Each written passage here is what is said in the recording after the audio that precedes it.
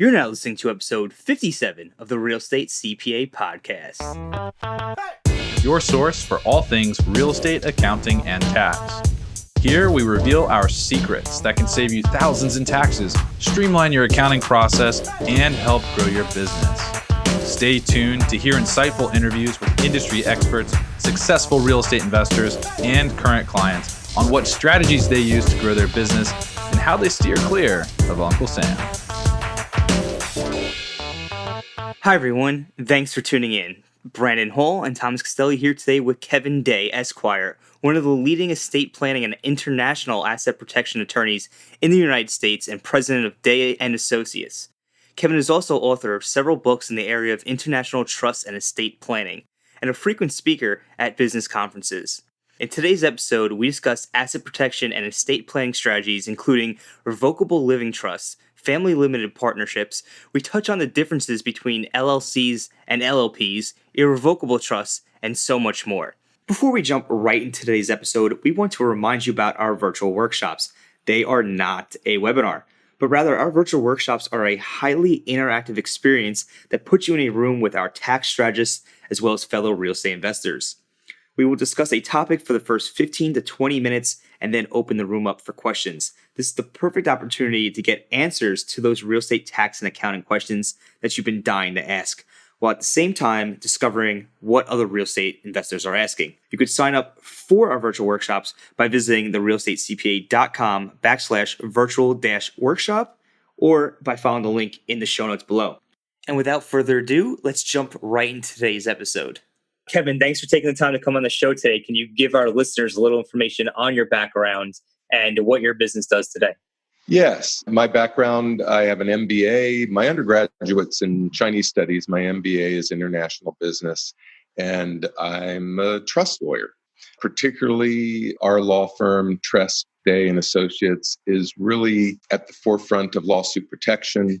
I wrote a bunch of books in the very early 90s, right after the Hague Convention was signed by the U.S. that allowed offshore trusts to be used and recognized under U.S. law.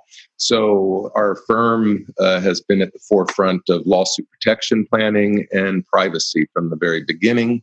I'd also like to, for a moment, introduce one of our key players. This is attorney Bridgette Burns, and she's actually the head of our asset protection department. And she has 6 or more years of litigation experience and then came over to this. So she's unique. Most practitioners that are drafters don't see the courtroom, and the courtroom doesn't draft. And so having her experience plus being honors out of New York University School of Law is a pretty powerful part of our team here. And so anybody that ends up working with us will be working with Attorney Burns as well as me. That's great to hear. So all of our clients are real estate investors in some way, shape, or form. And many clients that we work with ask about estate planning. Would you be able to give our listeners a brief overview of what estate planning is and why they would need an estate plan? So we're all on that conveyor belt. We're all going to die at some point. It's really bad being an estate planner. We get really jaded about death, but it is reality. So the question is, we don't know. We hope that we're going to have a nice long life, but we don't know if we're going to be hit by the proverbial bus tomorrow. If you don't have an estate plan, some lawyer is going to get 4 to 6 or 7% of your estate for doing a probate. You want to avoid probate because of the time and the cost of it. So having the basics of an estate plan allows you to control how your assets are going to your heirs, and it reduces the cost significantly. Having a $3,000 living trust versus, $26,000 for a small estate, do the numbers. If you're $600,000 estate, what is 4% of it at a minimum? If you hear that, you go, 3,000 is nothing to get more money down to my children or my heirs. So you want to do it sooner than later. If you have children, in my opinion, even if I'm a real estate investor too, I've got tons of clients from syndication down to mom and pops. The most important thing about estate planning, I know that we're weighing our budgets and allocations. But if you have children, you don't want the court deciding who's going to care for your children, because it might be the family member that has the biggest house and has extra rooms, when you really want to choose somebody else that is more philosophically attuned to what you and your spouse want for your children. So that's one of the biggest motivators there. If you don't have children yet and you have limited funds, you probably want to do the real estate planning before estate planning, just because you have to balance everything. And we can do that analysis with the clients and lead them through evaluations and priorities. That makes a lot of sense. One of the estate plans that I often see clients, sometimes they come to us already having, we've done research on, of course, is revocable living trusts. Would you be able to give our listeners a little overview of the benefits of using one of those? Yeah, a revocable living trust is essentially where you set up a trust in advance of your demise, and you name yourself as the first trustee and the first beneficiary. So it's all you, and you. And then you say, if I'm incapacitated or if I die, then these other people have powers over my wealth and the instructions for distribution and separate documents for the care of children, guardianship provisions. So it really is intending to make a dormant, irrevocable trust. It doesn't become irrevocable until you died. And that's the revocability means it's changeable. So if you say, oh, I'm going to have all these restrictions because my kids are, 3 and 5, I don't know how responsible and smart they're going to be. And then as they get into college, you go, wow, Billy's an idiot and Sally's really smart. So we need to put restrictions on Billy, but lessen the restrictions on Sally. Then Sally gets married to an idiot. And so we want to put divorce proofing provisions. And as long as you're alive, you can continue to change things from day to day. So it's very flexible, but it keeps it out of probate court. So you save a lot of money. Got it. And from a tax perspective, for everybody listening out there, that the revocable trusts are generally reported on, are disregarded for tax purposes and are reported directly onto your 1040. So it's necessarily a tax advantage, at least while you're alive, to having these, to using one of those. In that regard, you're probably too young. I'm starting to get gray. We used to everybody gave separate tax ID numbers to revocable living trusts. And finally, the IRS said, stop it, because we think that they're more like the old-fashioned traditional irrevocable trust if you give it a separate TIN. So just use the Social Security number of the person. So there's still disregarded entities that we have to have a TIN, but no longer with the revocable living trust. It's that germane to being a pass-through. Do these trusts offer any type of asset protection? No. And this is a common misperception with people, because irrevocable trusts go back to the 10th century. Revocable living trusts were kind of invented in the 1930s. And everybody, even if they have no business education, much less legal education, somehow through the vapors, they know that trusts are lawsuit proof. And it's because of this long history of never having an irrevocable trust. And so people say, oh, I have a revocable living trust, so I have some lawsuit protection. And it's not true for two reasons. One is that it is revocable, so you can change it. So if you had a revocable trust where you did not name yourself as a beneficiary or trustee, because it's revocable, you can bring it back to yourself, therefore not lawsuit protection. The traditional setup, of course, because it's for estate planning, you have named yourself as both the trustee with control and the beneficiary, and you've merged the two types of ownership. So there's several different reasons why they're not lawsuit protected, but they're really important to avoid probate. You get more money down to your children. So is the primary benefit then just avoiding probate? Do you get any anonymity protection at all, or? Not in the traditional revocable living trust. It can be configured that way. We do have privacy trusts. We have real estate holding trusts. originally referred to as Illinois land trusts because that's where they were first litigated as not being real trusts, and the court found that they were. So there's other mechanisms for anonymity. A revocable living trust could be used for that, but traditionally it's not. Interesting. So since they don't offer any asset protection, how do you give folks asset protection while still benefiting from the usage of trusts? Yeah. We usually employ what Bridgette Burns calls a dual estate plan or a shadow estate plan. So one of the books, I wrote 5 books on offshore money strategies, offshore trusts, and so forth. And one of my books was on privacy. And I'll say it kindly, privacy freaks came out of the woodwork and they said, I don't want my name on anything. I don't want it on my car registration, not one piece of property. I don't want anything. And I said, that is as a big a red flag to a litigator as driving your Bentley and having a bunch of gold chains on you. If your name doesn't come up anywhere and you don't look homeless, that tells the litigator this must have billions of dollars at the end of the rainbow.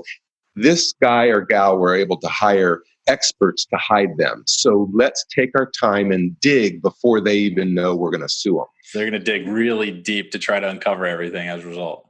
Yes. And you don't even know that they're gunning for you yet. So we want everybody to look normal. The American dream. They have their home, their business, unless they're W-2, and their cars. Then we're going to have a separate irrevocable trust or a family limited partnership or the combination, depending on objectives, and put their rentals away from them.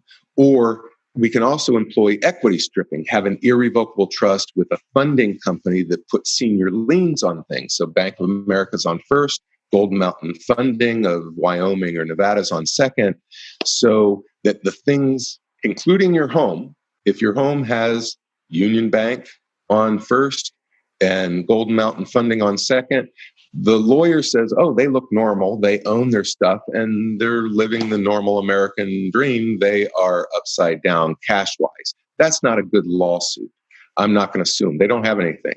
And in fact, you have 2 apartment complexes and 17 single-family residences that they don't even see in your name.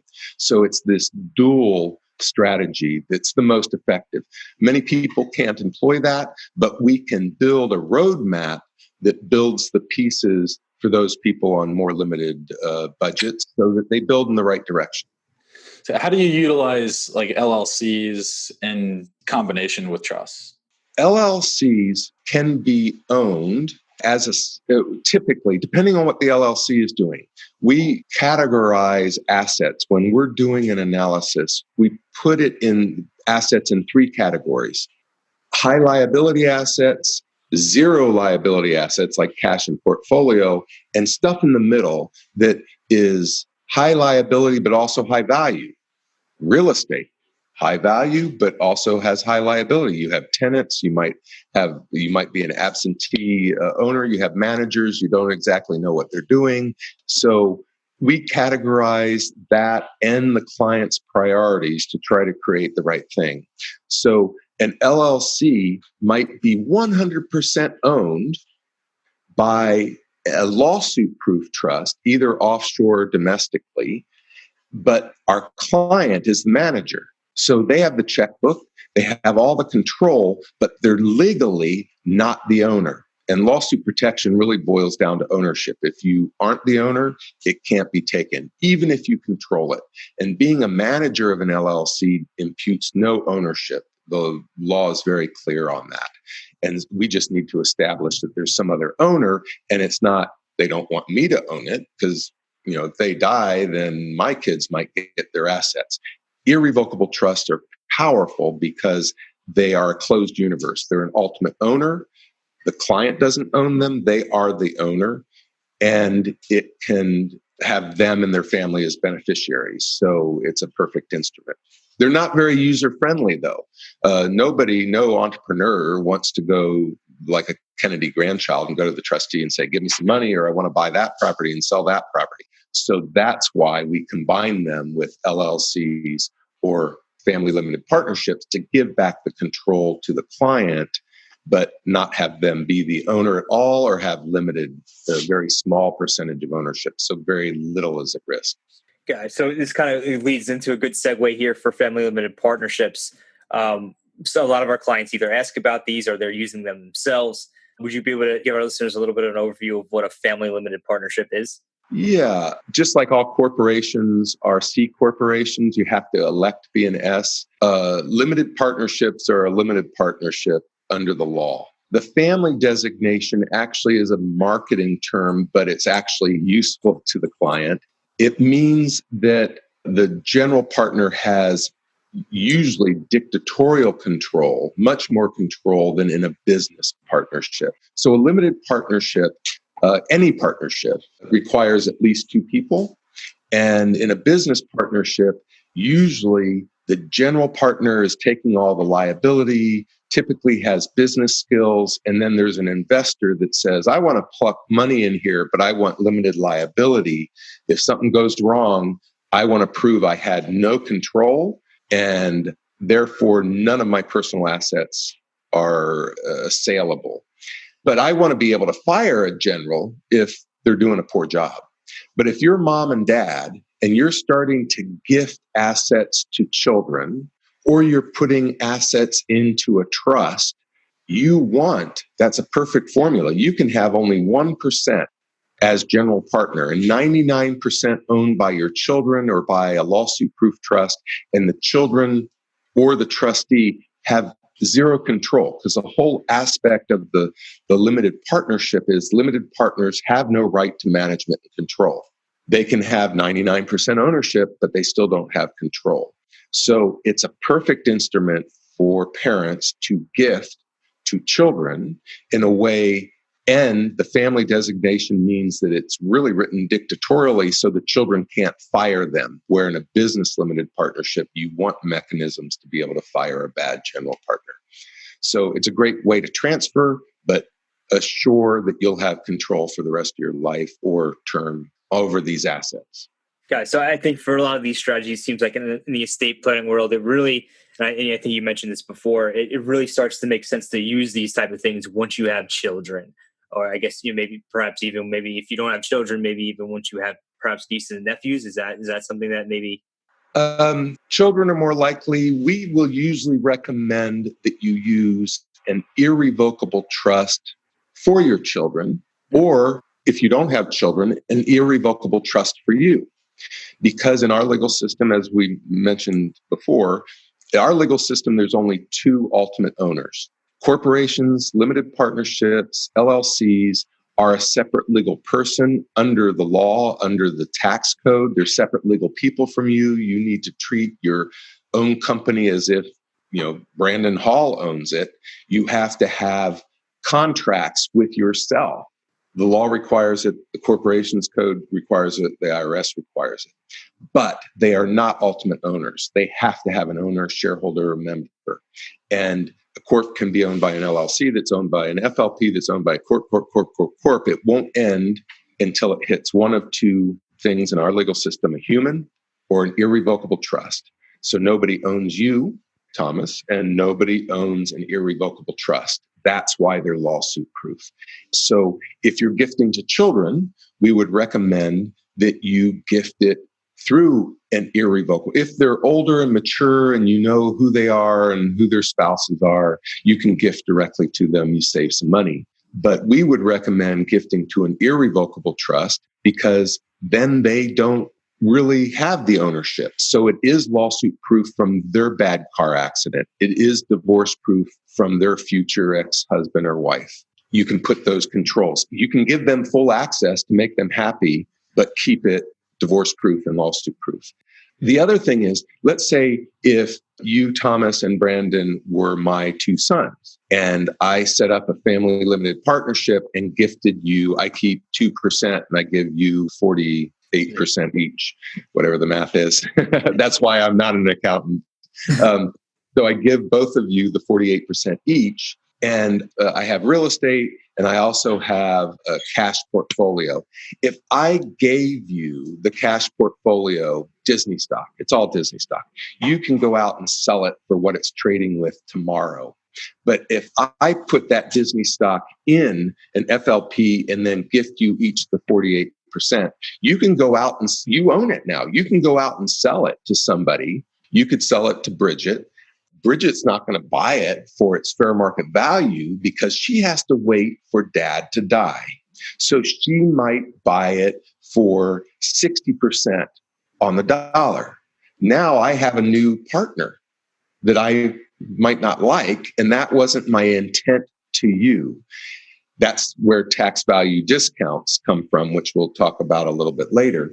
But because it's not restricted, because I gifted it to you, you own it, and somebody else doesn't, they want Disney stock, they don't want the limited partnership, it still has value. So by me putting it into an irrevocable trust for the both of you, then you can't sell it. And it retains its value and grows over time so that we create essentially an estate freeze, which we should talk about too. The tax value discounts, and they're powerful. So let's talk a little bit about that. From my understanding, from what I heard about family limited partnerships, exactly what you just said, because there's a discounted value, because there's no saleable market for it, because you have to wait for the parents to presumably die to use it. You can start gifting these to your child or to the Irrevocable Trust, get them out of your estate for the purpose of the estate and gift planning tax. So that's currently, I think, Absolutely. 22.8 million. Yeah. So the one aspect is the lack of control and transferability. So that gives you a tax value discount. So I'll just use an example that I might have an apartment building that's worth $1 million, but I will only use 700,000 of my gift tax exemption because I'm transferring it to my children through a family limited partnership. So it allows me to gift more and still have more gift tax exemption left over. The other thing is an estate freeze. Right now we're at 11 million, but it's got a sunset on it. And because of current politics, it will most likely be going back down to 5,000. What year is that? 2020? 2025.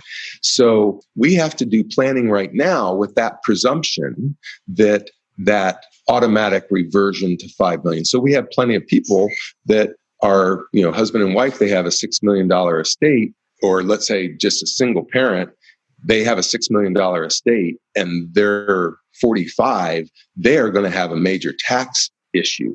So what we want to do right now is take apartments, get appraisals on them when they're at lower value, and put those in an FLP to get as much out of the estate, so they might keep enough to live on personally, plus their general partnership interest to live on. But let's just take that $6 million, a single person, 2 kids. They would keep their home and some other assets worth $3 million, but take the things that would most likely appreciate $3 million and gift it to the children right now. That's called an estate freeze, because from that point on, they can control it. They can pay themselves as a general partner. They can buy and sell when they want. They only have 1% general partnership interest. And that other 99% for the next, until they're 80 and die, grows in the children's name. They just, got $10 million down to the kids by transferring 3 through a family limited partnership that they could still control and access some of the funds reasonably. Interesting. Very interesting. Yeah, that's an interesting strategy around the estate gift limitation there. And in case folks that are listening aren't really aware of what all that is, basically I'm calling it the wrong thing, but the estate gift limitation jumped up to $10 million as a result of the 2018 Tax Cuts and Jobs Act. So like Kevin was saying, it's going to revert. In 2025, it's expected to revert unless there's some sort of policy changes or regulatory changes that extend it. So what we're telling all of our clients is now's a good time to go ahead and die. Save money, transfer your estate, right? But most people aren't going to, and then they'll be past 2025. So that's good that you guys are already planning ahead of that. I guess one of my questions is on the family limited partnership. So the valuation there, you used the example of $1 million apartment building, and when you're transferring it to your children, it might be $700K because it's in a family limited partnership, because there's no market for these types of assets or these types of family limited partnership interests.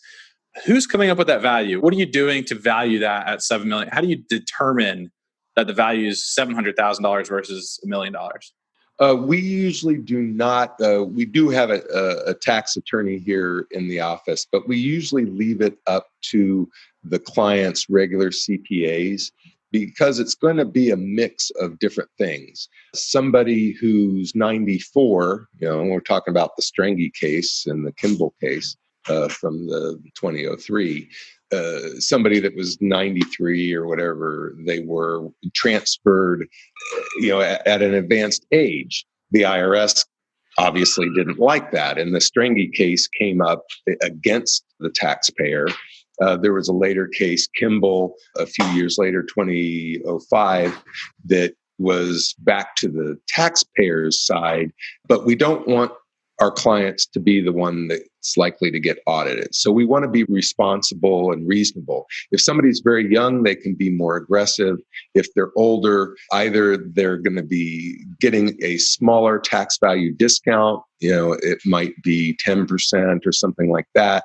You can still be 40% is going to be aggressive, but there might be reasons to be able to calculate it up to a 40%. So somewhere in that range is going to relate to what kind of restrictions, at what age the client is that's making the gift, an assortment of different things. But it's in that range depending on a variety of things. Got it. Guys, so, after going through all this, these kind of strategies, this may seem very elementary, but, we get this question a lot, is how much asset protection does a single member LLC offer, assuming it's operated correctly? A single member LLC.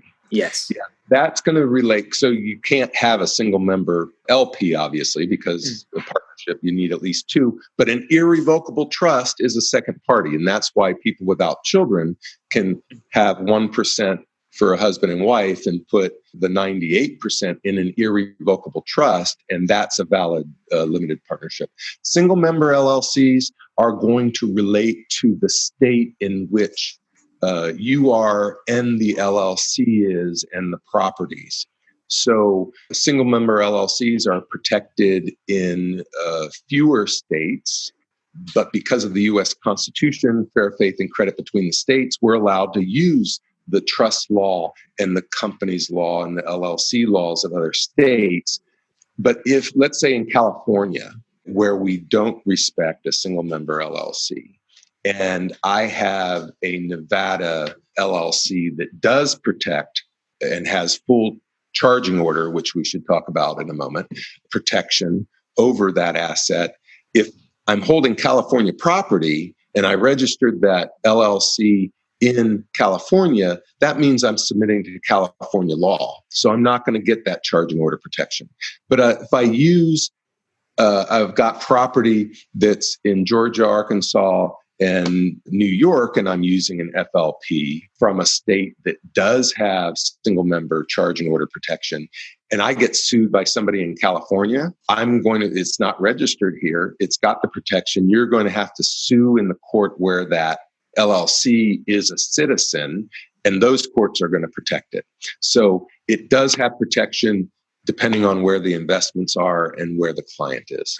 So you mentioned that California doesn't, you didn't say recognize, right? California doesn't respect. Is that what you said? What was the word that you used? In the law, we do not have a single member protection for charging order. Got it. So you could set up a single member LLC in California, right? Yes. And so the issue with that is just that there's no charging order protection. So really, it's not super beneficial to set up a single member LLC in California. Am I getting that right? Correct. And that's where we would bring in a little domestic irrevocable trust to protect the lion's share of an asset and have the client be the beneficiary. So they have all the beneficial ownership, but they only have 1% technical ownership.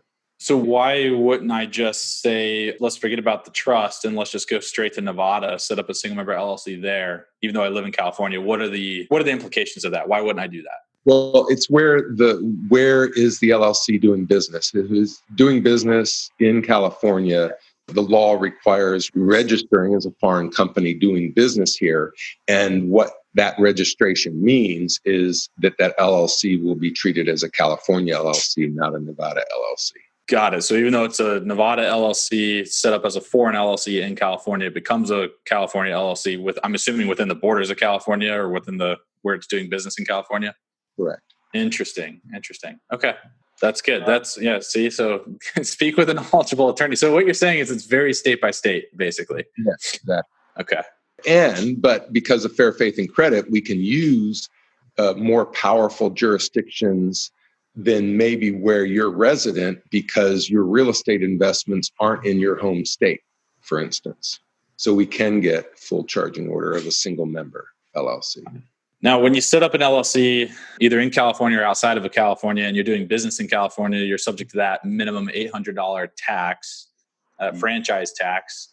Do you have any just off the cuff, high level ideas on how people can avoid that? If they're living in California, doing business in California, is there anything they can do? We've heard DSTs, different sort of trust structures.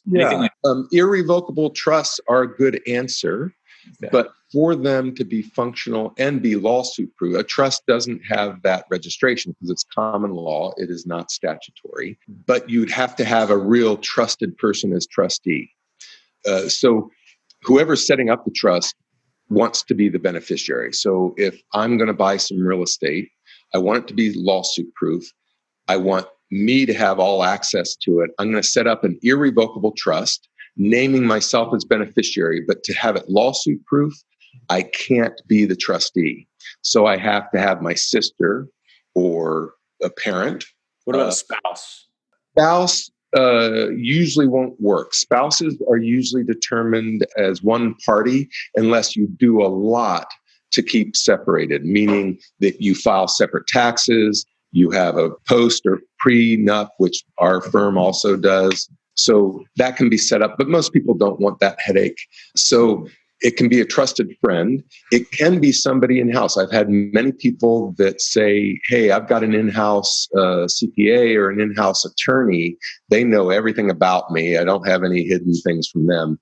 And I've trusted them with all my financials. I can make them trustee as long as I can fire them. So in any of those cases, whether it's your brother-in-law, sister, or a trusted employee, we would always put provisions that the settlor can hire and fire the trustee without cause.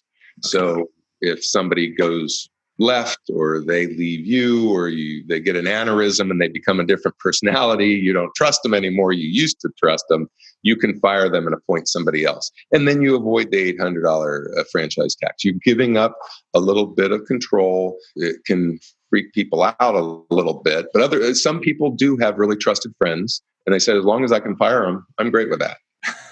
But they firing component would be big. I know my buddies would all go left and I'd be trying to go right. So that's good. So really to get around that and still maintain control and get the asset protection, to get around the $800 fee, you're talking irrevocable trusts where you are not the trustee. Correct. Okay. Very interesting. Very good stuff. Yeah, because we have a ton of people that always ask us about that. How can I avoid the $800 fee? And we say, hey, we're not attorneys. We just file the forms. Yeah. We'll help you on the tax strategy piece, and that is an attorney question. So you need to go. But that's good. That's good. Now I have an answer that I can give people roughly, and I'll tell them to come contact you. Very good. All right. So what is kind of the key difference between LLPs and LLCs? That's a great one.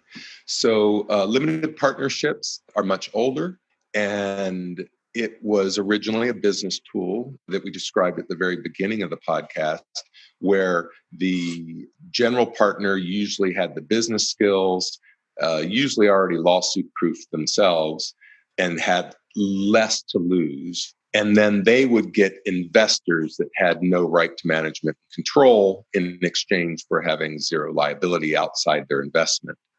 By the very terms of the limited partnership, they had no right to management and control.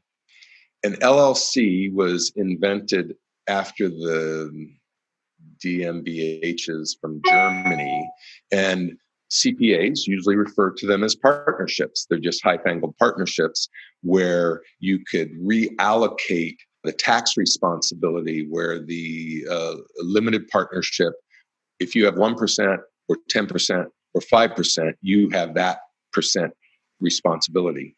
These LLCs were invented in the early 90s out of the oil shale investments, the Shell Oil and Sinclair and Phillips and all those people wanted to do projects together, and they wanted to have the tax allocation versus the write-offs be not equivalent to the percentage ownership they had. And so they were able to play tax games. So they're very powerful in a business environment that's very lucrative and complex. So if the three of us were partners, equal partners on an LLC, I might say, hey, I need a bunch of loss carry forwards this year from other things. Let me take all of that this year. I'll make it up in the future years and vice versa. Down to our folks, most of our people are using these mechanisms for their half business and half estate planning. If you used an LLC and gifted to your heirs, even though they technically aren't the managing member, they do have a legal right to management and control, unlike the limited partnership. So they can go into court and say, hey, my mom and dad, who's the general partner, they used to be really sharp, but they're kind of addled now. And so we want to remove them. We want to have some say, or not remove them, but we want equal rights and say. So if the object is control, unlimited control, even though you have 1%, whether you're gifting it to an irrevocable trust and you want to make sure that you control the trustee so they have no right, their hands are tied, or your children, the LP is stronger. The LLP is stronger or the LLC is stronger? The family limited partnership or the limited partnerships are much stronger for control because the limiteds absolutely have no legal right to management and control, where members of an LLC always have a right to control, even though they might have given it up through some other document. They could go into court and challenge that. Interesting. So, we see a lot of syndicates and funds using LLC structures. We rarely ever see LLPs. In the LLC structures, they will define membership units as general partner, class A or B, or however they classify them. And the other units will be the opposite. They'll be the limited partners, essentially, and they won't have any voting rights or control. Are they essentially trying to structure the same thing, but with a different entity? They are, but the LLC has so much more flexibility tax-wise. It is the right instrument for syndications and other kinds of investments. I really see the FLP as a control mechanism or gifting and transfer or estate planning freeze on value, and not really something that we'd use we'd usually use an LLC in a non-familial situation. Got it. Restrict it through these different types of shares, a separate agreement that restricts it. Yeah. So the LLCs are good for the syndication, the funds, because of that flexibility that you're talking about. Whereas the LLPs or the FLPs you'd primarily use for control. Correct. The next real question is the difference between companies and these LPs and LLCs. And it's really the charging order protection, which is the lawsuit protection aspect of those instruments.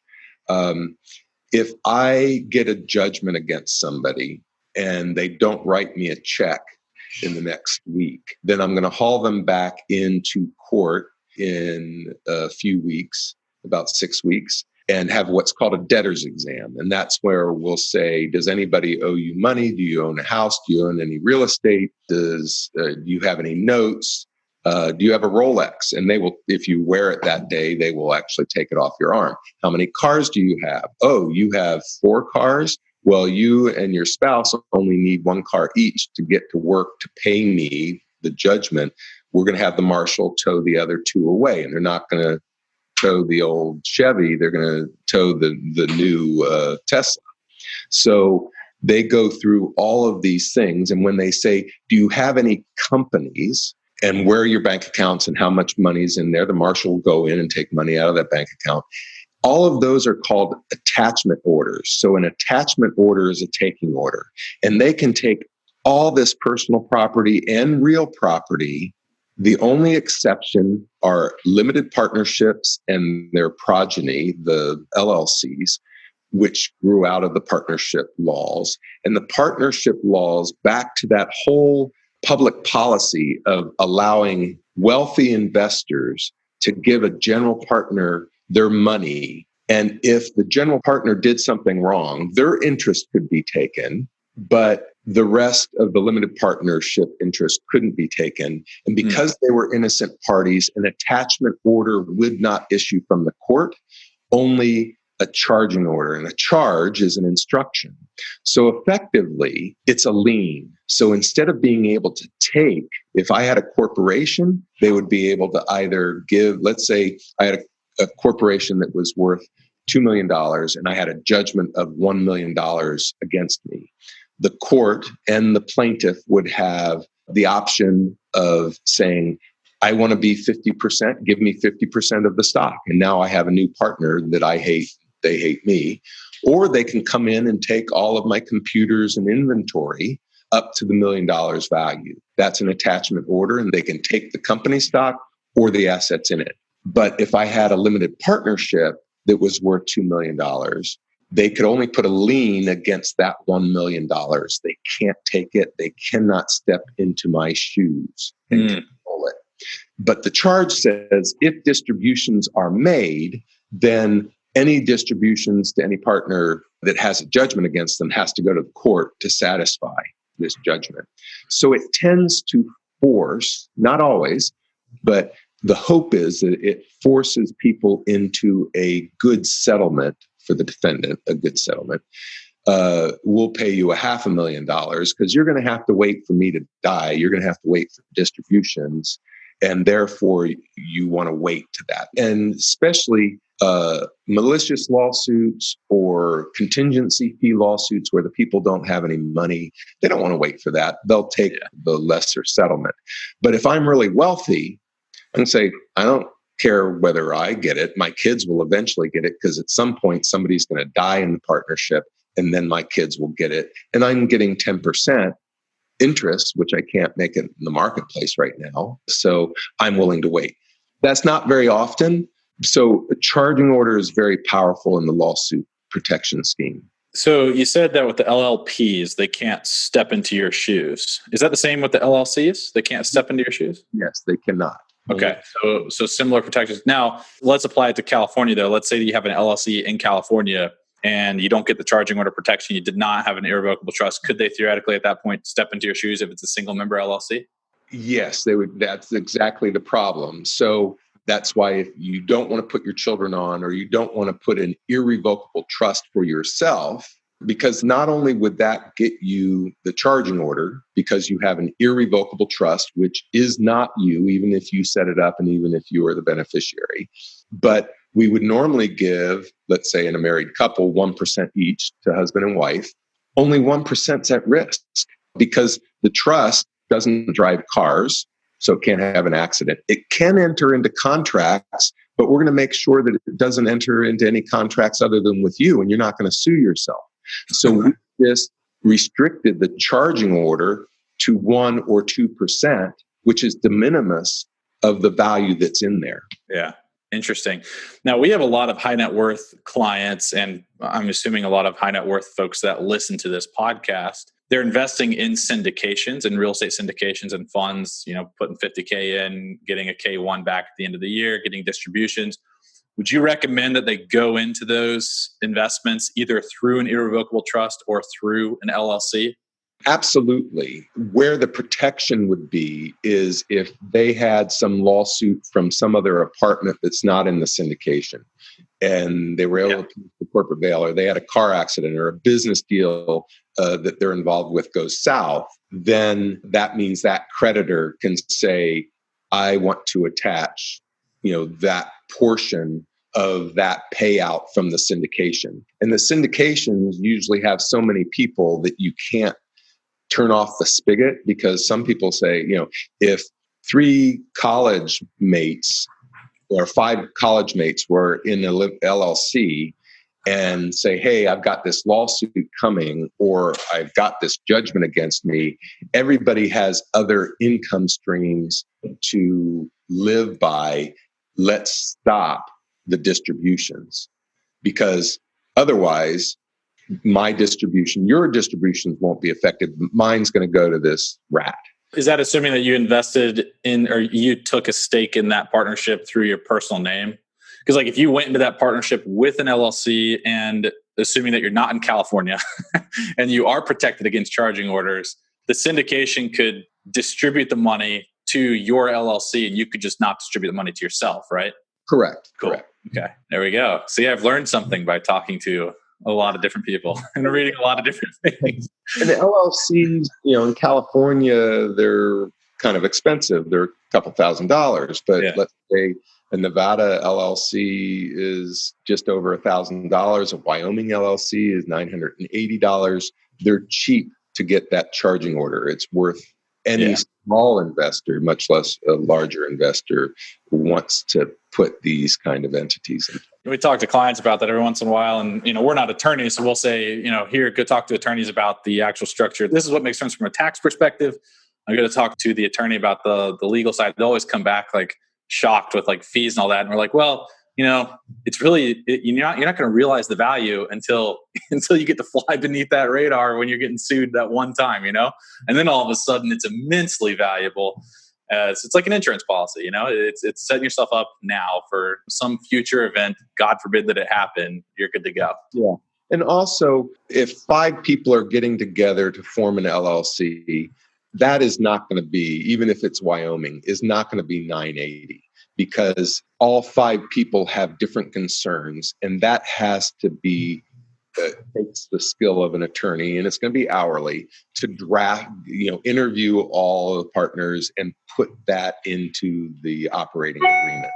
But one that's just representing you, because we're in the asset protection and privacy business, we've pared down all the costs. We only get like $150, or we don't get much profit out of forming a $980 LP or LLC, because it doesn't have to be, they're just going to get the book because it's them and them, or them and their family. They can rewrite the organizational minutes later, operating agreements later, if it's necessary. So we're really paring it down to our clients so they can get useful instruments at a reasonable price.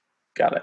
Now, some of our clients, if they're married, they'll form a 50-50 LLC or whatever with their spouse, or 99-1. What liability protection are they gaining by forming a partnership versus just one spouse having a single member LLC? And I guess we could probably just apply this to the California example. I'm assuming that the partnership gets that charging order protection, right? Yes, though, again, state by state, if it's a community property state, and even the non-community property states often have marital interests, irrespective of how it's titled.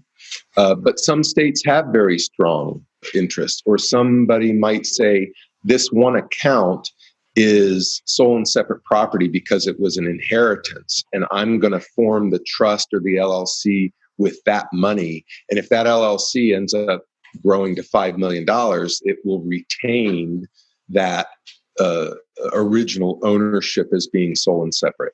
As far as those people that don't have sole and separate property, either through a marital agreement or inheritance, we got to presume in most states, not all, there's going to be community interest, whether it's put in the spouse's name at all. Let's say in California, where there is absolutely a community interest, whether their name is on it or not. That's between the husband and wife. But there is reason if we have a surgeon and she has high liability practice and her husband is a W-2 employee, they might want to have him legally on title to the LLC. She still has a community interest in the LLC, but if she gets some lawsuit because she left an instrument in somebody, then she doesn't have legal title to that. So community property interest is only enforceable between the spouses, not a third party that's suing. So there's that reason where we can look at the liabilities of individuals that are in the marital relationship. Fascinating. All right, I have one more question and I'll stop hogging the mic and let Tom go. This is awesome, by the way. I love this podcast. This is one of my favorites by far.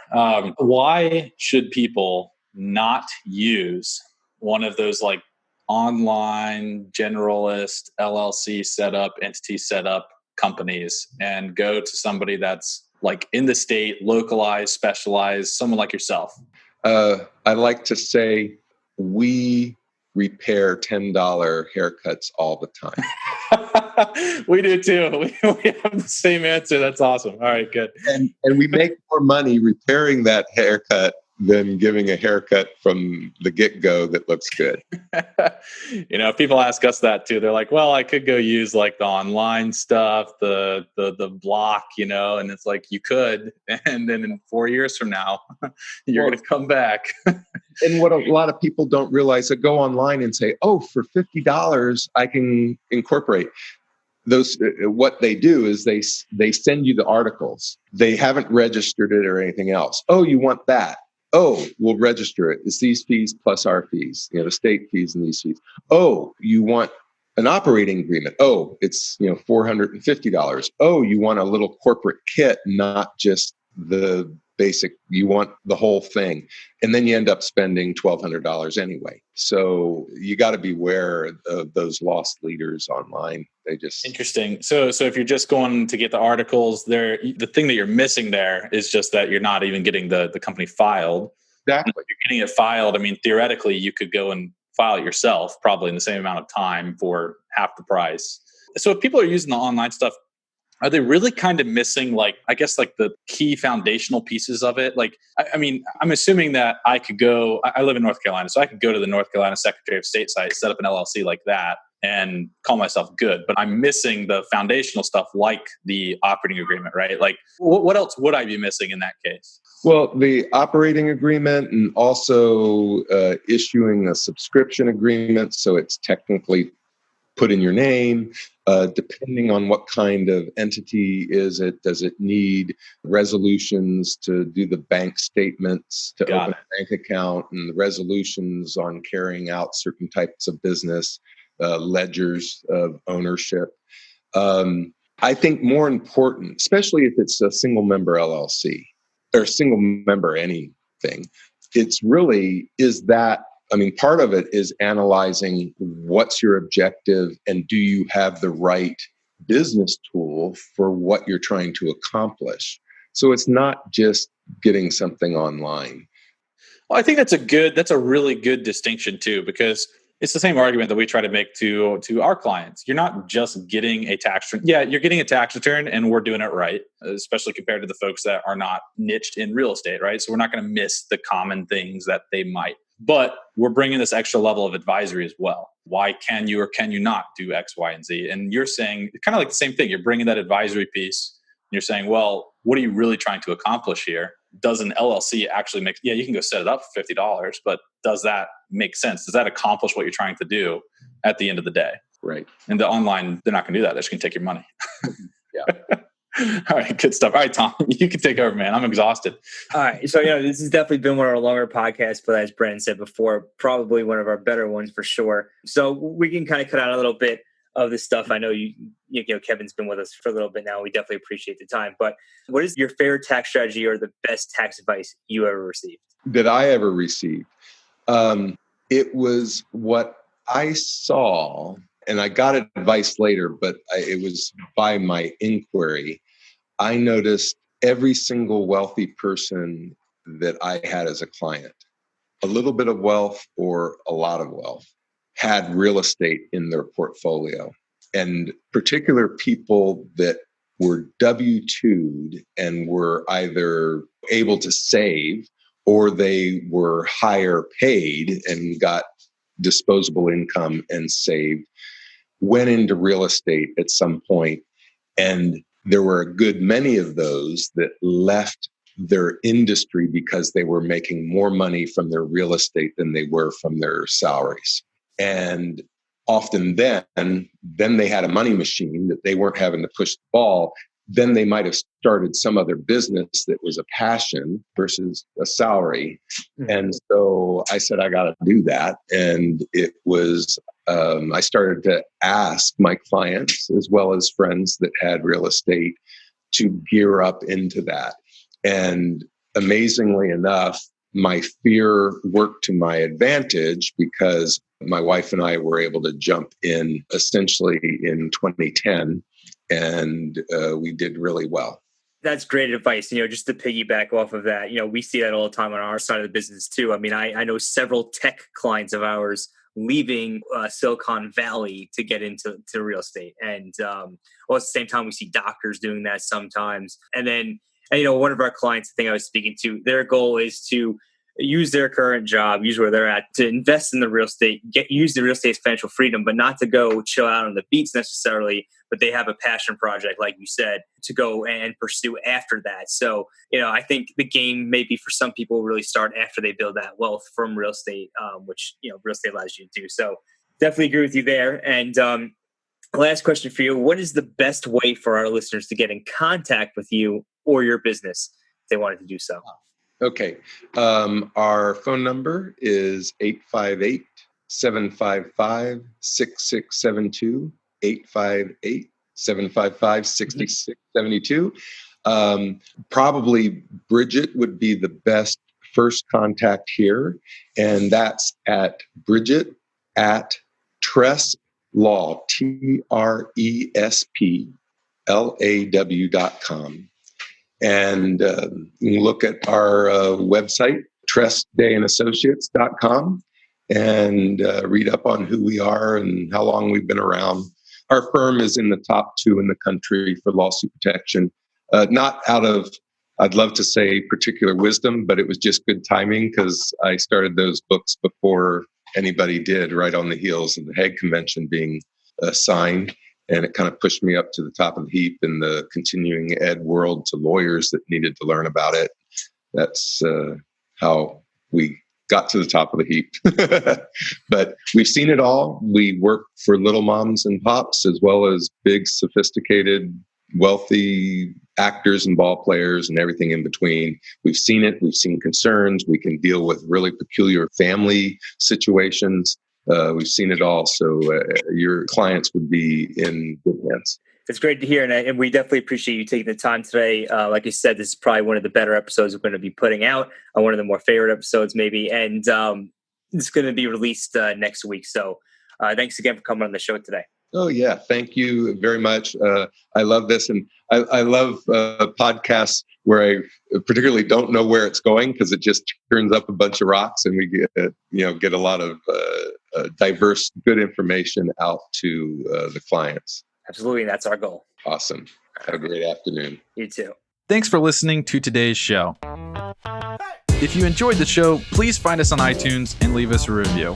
You can also email us at contact@therealestatecpa.com with any feedback or topic suggestions. We are always taking on new clients, and with the new tax laws in play, you really don't want to navigate this alone. Let us help you save money on taxes with your accounting and CFO needs. To become a client, navigate to our client page at therealestatecpa.com and fill out a web form with as much detail about your situation as possible. Thanks so much for listening. Have a great rest of your week.